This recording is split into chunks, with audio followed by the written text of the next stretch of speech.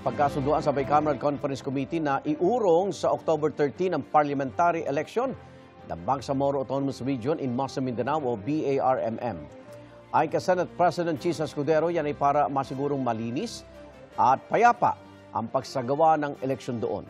Napagkasunduan din sa BICAM meeting na i-extend na muna ang termino ng kasalukuyang miyembro ng Bangsamoro Transition Authority.